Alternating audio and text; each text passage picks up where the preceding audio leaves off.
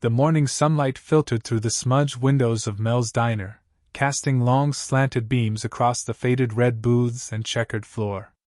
The air was thick with the smell of frying bacon and burnt coffee, the kind of smell that clung to your clothes even after you left.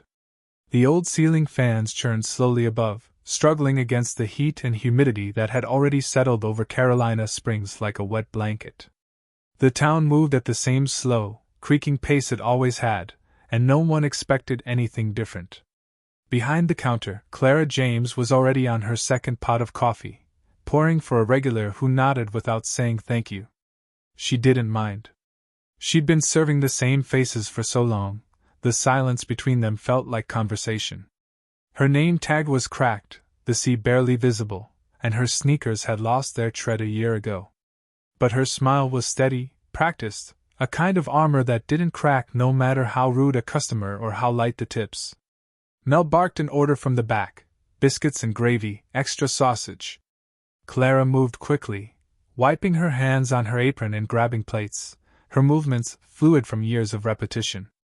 She could take an order, refill a cup, and break up a table fight without breaking stride. Her life was simple, not easy. She didn't complain. The bell above the diner door jingled, and two small figures stepped inside. The noise and chatter seemed to fade, as if the room exhaled at once.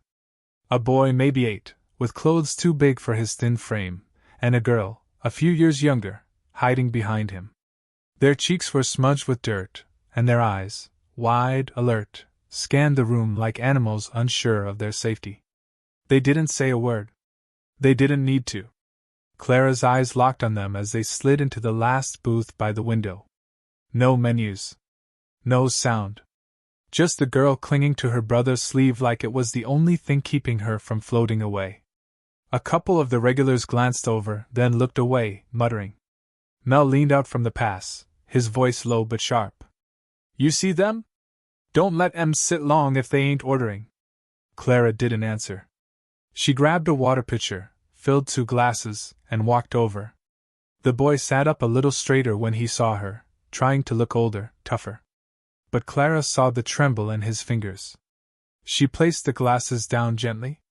You two okay? The boy nodded fast. We're not bothering anyone. We'll leave soon. Clara looked at the girl, who hadn't spoken, hadn't blinked. Her lip had a small split. Her legs didn't reach the edge of the seat. You hungry? Clara asked softly. The boy hesitated.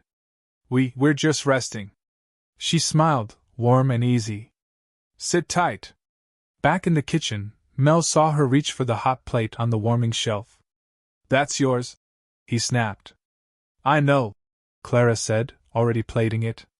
Scrambled eggs, toast, grits, and a slice of ham. Her only break meal. You giving it to them? She didn't answer. Just grabbed a fork and napkin. You gonna pay for it? I'll cover it. Work extra if I have to. Mel rolled his eyes. Always taking in strays. Clara didn't flinch. She walked back out, her shoes squeaking on the linoleum, and placed the food in front of the kids. The boy stared at it, his mouth parting but no words coming. Eat slow, Clara said. It's hot. The girl finally moved. She reached out for the toast and brought it to her mouth like it was gold. The boy took the fork with shaking hands, eyes glancing up at Clara. Thank you, he whispered. Clara just nodded and walked away. The other customers were quiet now, but not out of kindness. It was judgment, the kind that simmered just under the surface in towns like Carolina Springs. The kind that said, don't feed what you don't understand. Clara washed dishes without looking back. She knew that once the food was gone, the kids would be too. People like them didn't stick around. But something in her chest ached in a way that was familiar. She'd been that girl once. Not in rags, not on the street, but lost. Forgotten. Later that afternoon, the kids were gone. The booth was empty, the plates scraped clean. No note. No name. Just a crumpled napkin and 2 empty glasses. Mel didn't say anything when she clocked out. Clara walked the dirt road home with the sun dipping low, the sky bleeding orange and red behind the trees. Her house was small, barely standing. The porch light flickered. She didn't eat that night. Didn't feel hungry. She sat on her porch in the dark, listening to the crickets and the distant rumble of trucks on the highway. In her mind, she saw their faces. The boy's protective glare. The girl's quiet, broken eyes. She didn't know their names. But she prayed for them anyway. The years passed like wind through the grass, quiet, unnoticed, and always moving forward. Clara never spoke of the two children again, not because she forgot them, but because no one ever asked. In Carolina Springs, people didn't like to talk about things that didn't fit into their idea of order. Lost kids. Hunger. Kindness that didn't make money. These were swept under the rug like dust, and Clara had learned a long time ago not to dig through the dirt once it had settled. Mel's Diner kept limping along, its paint duller now, its seats more worn. A new fast food chain had opened off the highway a few years back, and business had taken a hit. The regulars grew fewer, older, slower. Some passed away. Others just stopped showing up. But Clara stayed. She came in before the sun, brewed coffee, prepped eggs, and smiled at anyone who walked through the door. It wasn't glamorous. It wasn't easy. But it was hers.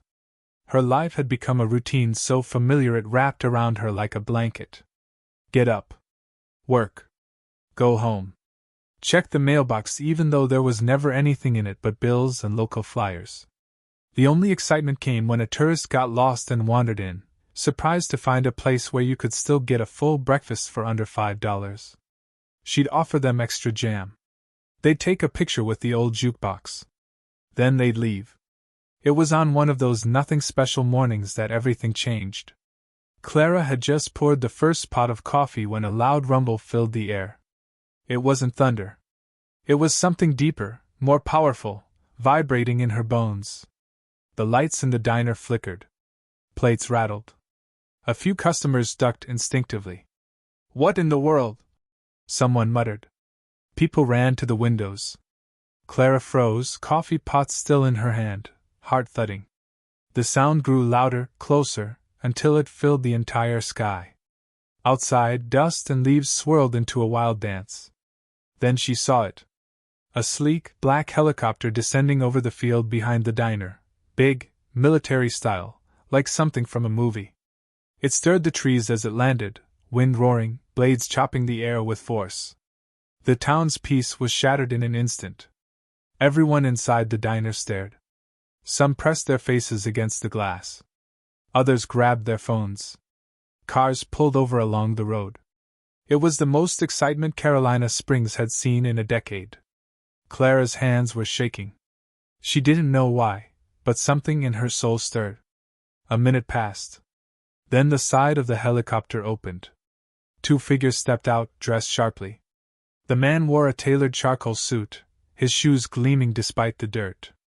The woman was in full navy dress uniform, decorated with ribbons, her cap tucked under her arm. They looked like they belonged in Washington, not a town with one traffic light and two stop signs. They stood still for a moment, scanning the small crowd that had gathered along the fence line. Then the woman raised her voice, not shouting, but clear enough to cut through the noise. "Is Miss Clara James here?" The crowd went silent. Everyone turned at once.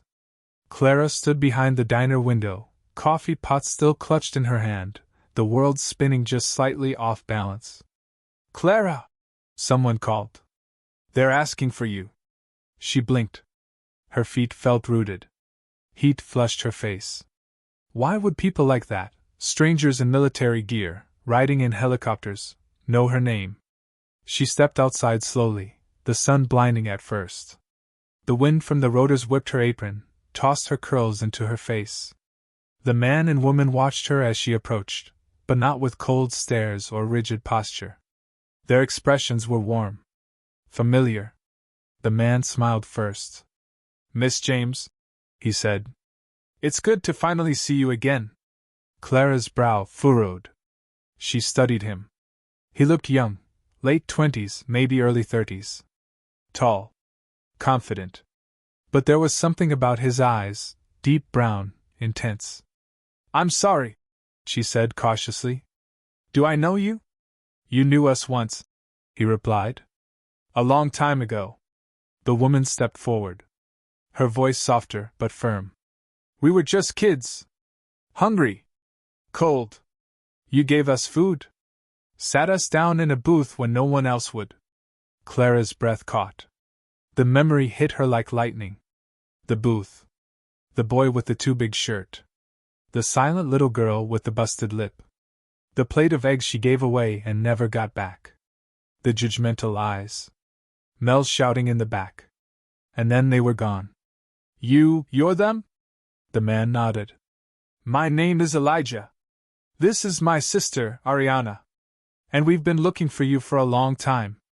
The crowd behind her was silent now. People recording. Others frozen in disbelief. Mel stood in the diner doorway, frowning, trying to make sense of it. Clara felt her knees weaken slightly. But how? Where did you go? Elijah looked up at the sky for a moment before answering. We were taken in by a family after that day. It wasn't perfect, but it was stable. And we never forgot you. The way you looked at us like we were human. Like we were worth something. Ariana added. That moment changed our lives. We didn't understand it at the time. But now we do. You planted something in us that day. Elijah continued. I went into business. Started a firm. Built a few companies. Sold one last year. She became a Navy engineer. Serves with distinction. But none of that would have happened if you hadn't looked at two homeless kids and said, eat slow, it's hot. Clara blinked back, tears overwhelmed. I didn't do anything special. You did everything, Ariana said. You fed us when no one else would. You saved us. From the open helicopter door, another figure stepped out, a man in uniform holding a leather briefcase and an envelope. Elijah gestured. And now we're here to return the favor. But before Clara could ask what he meant, before any questions could form, Elijah reached out and gently took her hand. Miss James, we're here to change your life, just like you changed ours. And just like that, Carolina Springs held its breath. Clara couldn't move. Her mind was trying to catch up with the moment, trying to convince her this wasn't a dream, that she wasn't about to wake up in her tiny bed with a sore back and another double shift waiting for her. The wind from the helicopter blades kicked dust across her porch as Elijah gently led her closer to the edge of the landing zone. She still wore her faded apron, her shoes cracked along the sides, her fingers trembling with years of quiet labor. Ariana stood beside her now, smiling with pride that didn't feel rehearsed. There was no performance here. No cameras she could see. Just truth. And gratitude. The uniformed man who had stepped from the aircraft handed Elijah the briefcase and the envelope. Elijah held them carefully, as though they weren't just objects but sacred things. Then he turned back to Clara, eyes steady. I know this must feel surreal, he said. But we've had 18 years to plan for this moment. You didn't know it, but we never stopped thinking about you. Clara blinked, her voice barely more than a whisper. I didn't even know your names. Elijah smiled. But you still gave us your only meal. You didn't ask who we were. You didn't judge. You just saw two scared kids and acted. Ariana stepped forward now, opening the envelope. This is a property deed, she said. We found your mortgage records. It's fully paid now. The house is in your name, free and clear. Forever. Clara's hand went to her chest. You paid off my house? Elijah nodded. That's just the start. He opened the leather briefcase and turned it toward her. Neatly stacked inside, sealed in certified bank envelopes, was cash. Not ones or twenties. Large bills. Clara's knees buckled slightly at the sight. $1 million, Elijah said plainly. It's yours. She stared at the briefcase like it might vanish. This can't be real. It's very real, Ariana said gently. We didn't know how to find you for years. But once we got on our feet, we started looking. You weren't in the system. No credit cards. No social media. Nothing. I don't do all that. Clara said automatically. I know, Elijah replied. You're the kind of person who just lives quiet. Who gives without asking. Who saves lives without expecting anything back. The wind was calmer now as the rotors slowed. The townspeople had gathered across the street. Phones were still out. Some people stared like they were witnessing a miracle. Others just looked confused. Mel, arms crossed, had stepped off the porch but said nothing. Clara didn't know what to feel. Her legs were weak. Her heart raced. But more than that, she felt exposed. Seen. And not in the bad way. You don't owe me anything, she said, her voice cracking. We know, Ariana replied. That's why it matters, Elijah added. You did it without a reason. That's the kind of person who deserves to be honored. There was a pause. Then Ariana continued, almost ceremonially. We've submitted your name for the Presidential Citizens Medal. The paperwork's already been accepted. We're just waiting on a date. Clara took a shaky step back. No. I'm not. I'm just a waitress. I'm not anyone important. That's what makes you important, Elijah said, stepping forward. You didn't need a title to change your life. You didn't need money. Or recognition. Just heart. You taught us more in that one moment than anyone else did for years. You gave us hope. And dignity. Tears spilled freely down Clara's cheeks now. She wasn't a crier. She couldn't remember the last time she let herself break. But here, in front of half the town and two grown strangers she somehow remembered as children, she couldn't stop the dam from breaking. She wiped her face with the corner of her apron. I didn't think anyone noticed back then. We did, Ariana said softly. We noticed. We never forgot. A low rumble passed through the ground again. Another helicopter, smaller this time, was arriving. The wind kicked up again, brushing through the field and across the tired bones of the town. Don't worry, Elijah said, nodding to it. We're not here to embarrass you. We're here to lift you up. Clara looked over her shoulder and saw the diner in the distance, still standing, still leaning slightly to the left, still stained with grease and years of wear. She thought of all the shifts. The missed meals. The birthdays she worked through. The tips she stretched for rent. All the years people looked right through her. Until now. Elijah stepped closer and handed her the briefcase. It's yours. No conditions. Do with it whatever your heart tells you. Clara took it with trembling hands. It felt heavier than she expected. Not just in weight, but in meaning. This wasn't charity. This wasn't guilt. This was something deeper. Ariana handed her the envelope with the deed. We spoke with a local lawyer already. It's all filed. You're secure now. Forever. Clara took a deep breath. The smell of hot air and dust filled her lungs. Then she looked them both in the eyes. Why didn't you just send it in the mail? Or wire it? Why all this? Elijah chuckled softly. Because you deserved a moment. One where the whole world sees what we see in you. And besides, Ariana added, we wanted to come home. Just for a moment. And say thank you? Properly. Clara reached out, and for the first time in 18 years, she pulled them both into her arms. They weren't strangers anymore. They were hers. And she was theirs. From across the field, applause broke out, scattered at first, then rising like a wave. Carolina Springs was awake now. And for the first time, it saw Clara James not as a waitress, but as a hero. The applause faded slowly, like the last echo of a storm. The helicopter behind Clara had shut down now, its blades resting in stillness as if even it understood the moment didn't belong to noise anymore. She stood there, still in her apron, still holding a briefcase heavy with impossible kindness, as her world quietly shifted beneath her feet. People began to cross the road, approaching in slow, uncertain steps. Some were neighbors who'd passed her for years without saying hello. Others were customers who'd sat in her section and barely looked her in the eye. Now they came forward like pilgrims, heads lowered with a strange mix of shame and awe. The first voice that reached her came from a girl barely out of high school. "Miss Clara, I just want to say, thank you.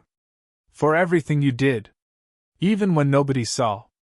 Then an old man she barely recognized, Mr. Green, used to complain about the coffee being too bitter every morning, removed his cap and held out his hand. "Shoulda said it years ago. You're the best of this town, Clara." More followed. Words she'd never heard before. Gratitude she never expected. Apologies, even, from people who had once turned their heads when they saw her walking home in the rain. But Clara didn't let it go to her head. She smiled at each one, hugged a few, nodded at the rest. Not because she didn't care, but because she wasn't doing this for applause. She never had. And they all knew it now. Later that evening, the sky turned golden, casting long soft shadows across her porch. The town was quieter again, the air still carrying that sweet scent of pine and sun-warmed dirt.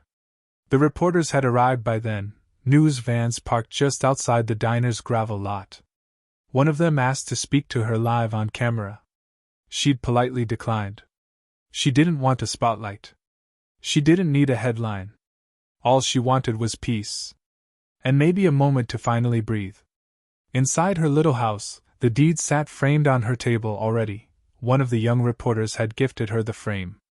The briefcase, untouched since she brought it in, rested beside it. She hadn't opened it again. Not yet. She made herself tea, the same way she always had, though now her hands moved a little slower, a little more deliberately. The kind of slowness that comes with realizing life might finally be kind to you after years of being cruel. A knock came at the door. Not loud, just gentle. She opened it and found Elijah standing there alone. "I wanted to say goodbye properly," he said. "We're flying back tonight." "You don't have to go so soon," she replied softly. He smiled. "We'll be back. But I think you deserve the spotlight now, not us." They sat on the porch together, watching the sun ease down into the trees. "I've been trying to find the right words," Elijah said, "to tell you how much that moment meant. But there really aren't any." "You already said them," Clara replied. "I want you to know something," he said. "We didn't just come back to pay a debt. We came to build something. In your name." She turned toward him slowly. "I've started a foundation," Elijah continued, "to help foster kids transition into real homes, with stability and mentorship. Ariana's designing the programs. We want to open the first center here. In this town. We'll call it the Clara James House." Clara's breath caught. "For all the kids who don't get lucky," he added. "We'll make them lucky." She didn't speak for a long time. Just stared out into the horizon where the sky met the earth. Her eyes shimmered, but this time there were no tears, only wonder. "You two really thought of everything," she whispered. He nodded. "We had 18 years to dream about it." They sat in silence a while longer. Then Elijah stood. "There's a car waiting when you're ready. If you ever want to visit the cities. Or the White House, when that medal comes through." She laughed, really laughed, deep from the belly like she hadn't in years. "You're serious?" "I'm always serious when it comes to you." He hugged her tightly once more, the kind of hug that said goodbye but not farewell. Then he walked down the steps and across the field toward the fading roar of the second helicopter. Clara remained on the porch as night fell, the cicadas singing loud and proud in the trees. The stars began to bloom above her, bright and brave, no longer hidden by the weight of clouds or doubt. In the days that followed, the town changed. The diner was suddenly packed again. Tourists drove in to see the booth where two orphans once ate eggs and toast.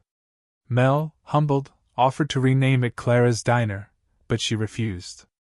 She did except when the mayor insisted on putting up a plaque, right by the booth. It read, "In this seat, kindness was served with no expectation. That act lit the path for two lost souls to change the world. Honor the seat. Honor the spirit. Be kind, always." The plaque had her name on it. But more than that, it had her legacy. Kids from the area began volunteering at shelters. Schools used her story as a lesson in character. Churches preached about compassion, not just charity. Even the hardest-hearted in town found themselves re-evaluating how they treated others. One morning, as Clara walked home from the market with a loaf of bread and a jar of jam, she heard a little voice say, "Ma, is that the lady who made the orphans heroes?" Her lips curled into a soft smile. "No," she said to herself as she walked on. "They were heroes already. I just gave them breakfast." And years from that moment, when she was old and the house had grown quiet again, a younger woman would sit by her porch and ask her what it felt like to have the world return to her door. Clara would sip her tea, look out over the field where helicopters once landed, and say, "It felt like someone finally sawed the seed I planted and brought back a whole forest."